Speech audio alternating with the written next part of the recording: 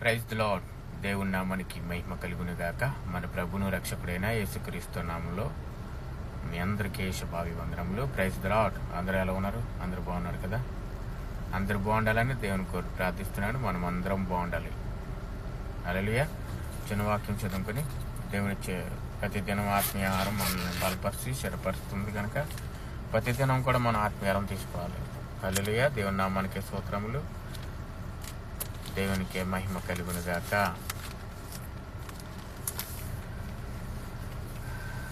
మత్తయి సువార్త 11వ అధ్యాయము 28వ వచనం. ప్రయాసపడి భారము మోసుకుంటున్న సమస్త జనులారా నా యొద్దకు రండి, నేను మీకు విశ్రాంతి కలగచేద్దును. హల్లెలూయా. దేవుని నామానికి మహిమ కలుగును గాక. ప్రేమైన సోదరి సోదరులారా, ఈరోజు దేవుడు మనల్ని పిలుస్తున్నాడు. దేవుడు ఇప్పుడు పిలిచే దేవుడు, విడిచిపెట్టే దేవుడు కాదు. హల్లెలూయా. దేవుని నామానికి మహిమ కలుగును గాక. ప్రతి దినము దేవుడు మనల్ని చూస్తూనే ఉన్నాడు. ప్రతి దినము మనల్ని పలకరిస్తూ ఉన్నాడు. ఈరోజు ప్రయాసపడి భారం మోస్తున్న జనులారా నా యొద్దకు రండి అంటున్నాడు. ప్రయాస అంటే ఎలా ఉండాలి? నీ ప్రయాస దేవుని యందు విశ్వాసం ఉండాలి. ప్రయాస అంటే ఎలా ఉండాలంటే దేవుడి మెట్ల ప్రేమ, జాలి, కరుణ ఇవన్నీ ఉండాలి. మనం ఎంత ప్రయాసపడుతున్నాం దేవుని పట్ల, మన పరిశుద్ధుల పట్ల, మన ఆత్మీయుల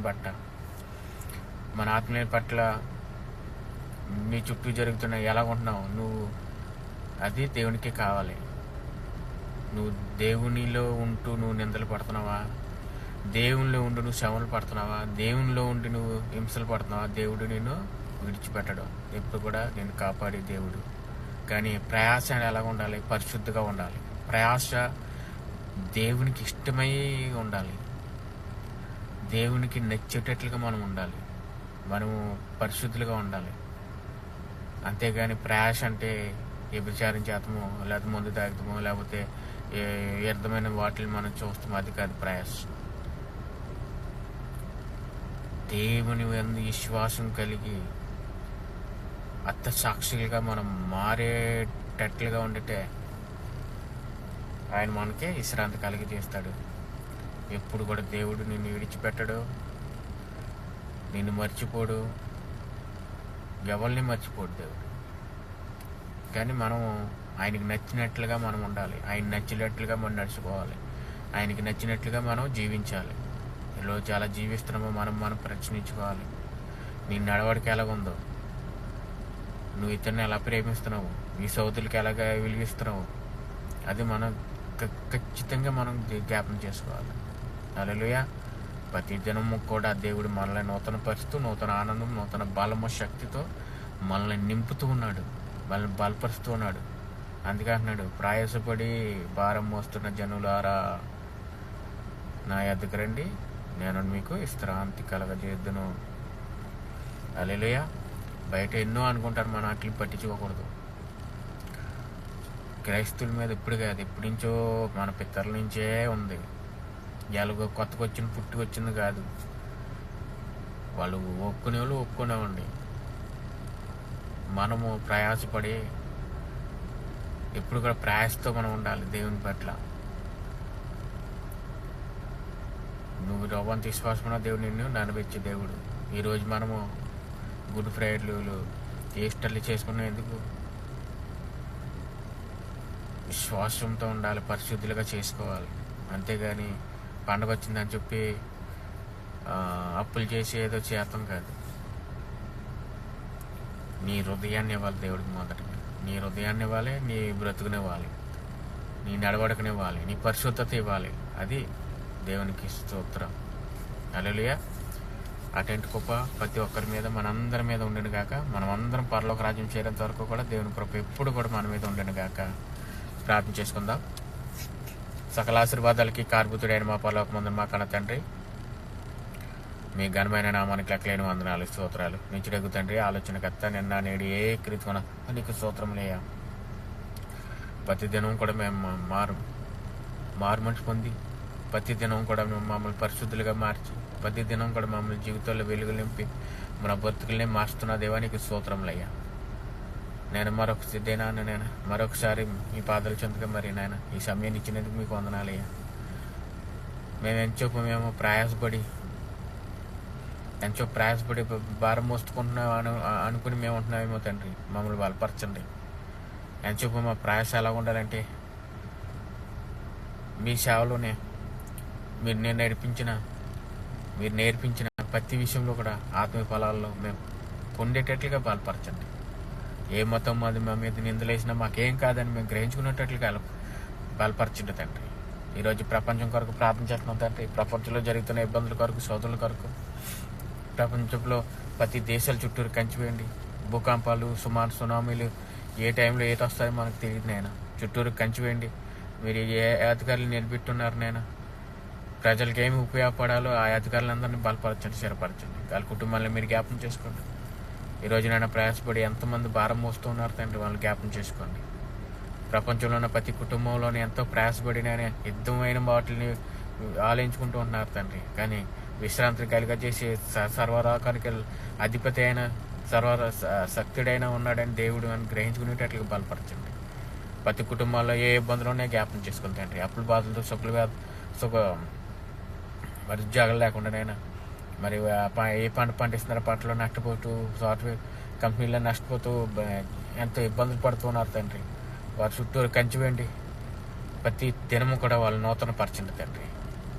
నేను వాళ్ళు నూరంతులుగా ఫలింప చేయండి. వాళ్ళ అప్పులు తీర్చుకునేటట్లు బలపరచండి. ఈ రోజు ప్రతి కుటుంబంలో అనారోగ్యంతో బాధపడుతున్న బిడ్డలు మీరు జ్ఞాపకం చేసుకోండి. షుగర్ వ్యాధులతో, డెంగీ జ్వరంతో, లో బీపీతో, ఐబీపీతో, కాలు చేతుల నొప్పులతోనైనా గ్యాస్ నొప్పితో బాధపడుతున్న బిడ్డలు మీరు జ్ఞాపకం చేసుకోండి. చుట్టూరు కంచిపోయండి. చుట్టూరు దోతులతో మళ్ళీ వాళ్ళకి బలపరచండి తండ్రి. స్థిరపరచండి సంపూర్ణమైన ఆరోగ్యం అనుగ్రహించండి. ఈరోజు గర్భఫలం లేని బిడ్డల కొరకు ప్రార్థన చేస్తున్నాం తండ్రి. యెహోవా ఇచ్చే బహుమానాలు పొందుకునేటట్లు బలపరచండి, స్థిరపరచండి ఈరోజు నిండి గర్భిణితో ఉన్న బిడ్డలు మీరు జ్ఞాపకం చేసుకోండి. నెల నిండుతున్న బిడ్డలు మీరు జ్ఞాపకం చేసుకోండి. సులువైన కాన్పొచ్చేటట్లు బలపరచండి. సంపూర్ణమైన ఆరోగ్యం అనుగ్రహించండి. గొప్ప సాక్షిగా మీ సన్నిధిలో నిలబెట్టుకుని ఈరోజు వివాహం జరగలేని బిడ్డల కొరకు ప్రార్థన చేస్తున్నాం తండ్రి. వివాహం అన్నింటిలో ఘనమైందని మీ వాక్యం చదివిస్తుంది తండ్రి. ఏ వధుని ఏ ఊరుని ఎక్కడ ఏర్పాటు చేస్తున్నారో మీరు చెప్తున్నాను ప్రతి బిడ్డను మీరు బలపరచండి. సంపూర్ణమైన ఆరోగ్యం అనుగ్రహించండి. వాళ్ళ కుటుంబాలు ఏ గొడవలు లేకుండా దీవించి ఆశీర్వదించండి. ఈరోజు పుట్టినరోజు, పెళ్లి రోజు జరుపుకున్న బిడ్డలు మీరు జ్ఞాపకం చేసుకోండి. నూతన కిట్టని దయచేయండి. వాళ్ళని ప్రతి దినము కూడా నూతన పరుచుకునేటట్లుగా బలపరచండి, దీవించి ఆశీర్వదించండి. ఈరోజు రాకపోకుండా ఉన్న ప్రతి ఒక్క బిడ్డలు మీరు జ్ఞాపకం చేసుకోండి. దేనికోసం వెళ్తున్నారో వాళ్ళ పనులు సఫలపరిచేటట్లు బలపరచండి. ఈరోజు విదేశాలకు వెళ్తున్న బిడ్డలు మీరు జ్ఞాపకం చేసుకోండి. విజయాల కోసం ఆశపడుతున్న బిడ్డలు మీరు జ్ఞాపకం చేసుకోండి. ఒకరొకరు సాయం చేసుకునేటట్లు బలపరచండి. ఎవరు కూడా మోసం చేయకుండా డబ్బులు తీసుకుని ఇవ్వకుండా ఇబ్బందులు పెడుతున్న ప్రతి మీరు మాట్లాడండి తండ్రి. మీరు దీవించండి, ఆశీర్వదించి ప్రతి కుటుంబాన్ని మీరు జ్ఞాపకం చేసుకోండి. విదేశాలకు దేనికోసం వెళ్తున్నామో వాళ్ళు గ్రహించుకునేట్లుగా బలపరచండి. పిల్లల్ని భర్తని వదిలిపెట్టి వెళ్తూ ఉన్నారు విదేశాలకి, ఎక్కడ పని చేసుకున్నారు. కానీ వాళ్ళు ఎందుకోసం వెళ్తున్నారు? మరి దారి తప్పి వాళ్ళు చెడు మార్గంలో నడుస్తూ ఉన్నారు తండ్రి. మీరు జ్ఞాపకం చేసుకోండి తండ్రి. బలపరచండి ఏ చెడు మార్గాల్లో నడకుండా పరిశుద్ధట్లే ఉండేటట్లు బలపరచండి. ఈరోజు తండ్రి ఇంకా మరి విదేశాల్లో మరి ఉద్యోగాలు లేకుండా బాధపడుతున్న బిడ్డలు జ్ఞాపకం చేసుకోండి. ఇంకా ఆఫీసులో బాధపడుతున్న బిడ్డలు మీరు జ్ఞాపకం చేసుకోండి. వాళ్ళకి దేనికోసం వెళ్తున్నారు వాళ్ళు ఇబ్బందులు పడకుండా మీ బిడ్డలు ఒకసారి మీరు జ్ఞాపకం చేసుకోండి, దీవించండి, ఆశీర్వదించండి. ఈరోజు సంఘాల కొరకు ప్రార్థన చేసిన ప్రతి సంఘాలను మీరు బలపరచండి. మరి గుడ్ ఫ్రైడే వస్తున్నారు. గుడ్ ఫ్రైడేలో ఎంతో చేయాలని ఆశపడుతున్నారు తండ్రి. వాళ్ళు ఏం చేయాలో ఏం చేయకూడదు మీరు బలపరచండి. ఎంతసేపు ప్రజల మీద రుద్దుతాకి చూస్తూ ఉన్నారు తండ్రి. ఎంతసేపు ప్రజల నుంచి లాక్కోవడానికి చూస్తున్నారు తండ్రి. ఈలోక డబ్బు కాదు, ఈలోక దేవుడికి కావాల్సింది ఆత్మలో, దేవుడికి కావాల్సింది పరిశుద్ధత, ఇవన్నీ ఉండేటట్లుగా బలపరచండి. ప్రతి సంఘంలో మరి అభిషేకించిన పాస్టర్లు మీరు జ్ఞాపకం చేసుకోండి. వాళ్ళని బలపరచండి. పరిశుద్ధ ఆత్మతో దర్శించిన మరి ప్రకటన గ్రంథం నుంచి, ఆది కాండం నుంచి ప్రకటన గ్రంథం వరకు ఏ వ్యతిరేకించబడినదో ఒక్కొక్క అక్షరం తీయకుండా, ఒక్కొక్క అక్షరం కలపకుండా అదే ప్రకటించేటట్లు బలపరచండి, దీవించండి, ఆశీర్వదించండి, బలపరచండి. ప్రతి సేవకులు ఆత్మల కొరకు భారం మోసేటట్లు బలపరచండి. దీవించండి, ఆశీర్వదించండి. ఈరోజు ఎంతమంది అయితే భారం మోసి మరి సమస్త జనాలు ఉన్నారు తండ్రి, వాళ్ళకి విశ్రాంతి కలగజేయండి. ఇంకా నేను మర్చిపోయి ఉంటాను.